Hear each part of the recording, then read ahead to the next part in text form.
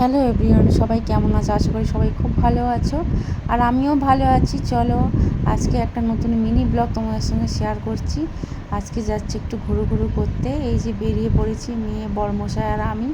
এই যে বাইকে তিনজনে যাচ্ছি এখন। খুব সুন্দর সিনারি, তোমার সঙ্গে সব কিছুই শেয়ার করব। আর খুব দারুণভাবে যাচ্ছি পাহাড়ের মাঝখান দিয়ে, আর কি দুদিকে পাহাড়, আমরা মাঝখান দিয়ে যাচ্ছি।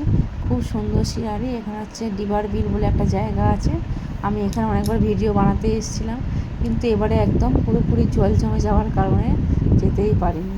চলো দেখছো চারিদিকে কীরকম পাহাড়, পুরো সুন্দর সিনারি আর সবুজে সবুজে ভরা। দেখলে মনটা একদম ভরে যায়। এই জায়গাটাই আমার খুব ভালো লাগে।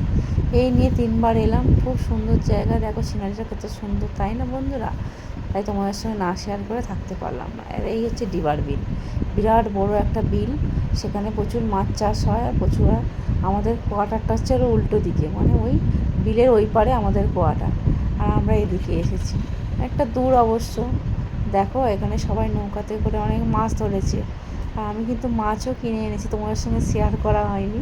100 টাকায় অনেক মাছ কিনেছি। আর দেখো এরা এখানে মাছ টাছ ধরে হাত পা মোছামুছি করছে। আর এইখানটা কিন্তু এত কচুরিপানা থাকে না, পুরো পরিষ্কার থাকে। কিন্তু এখন পুরো রকম বর্ষার জন্য এই অবস্থা।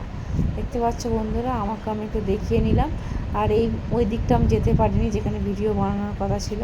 সেখানে পুরো একদম কী আর বলবো, পুরো জলে ভরা, মানে এত বৃষ্টি পুরো জলে ভরে গেছে।